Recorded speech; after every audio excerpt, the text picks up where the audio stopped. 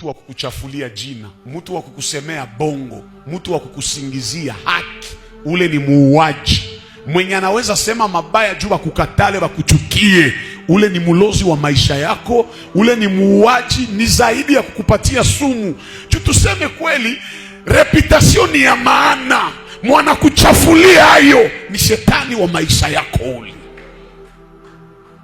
Bamingi liko vile, njoo naonaka hauna tabia mubaya, mikila kwenye unapashwa endelea, kuna kuwa watu wa kukuchafulia pale jini.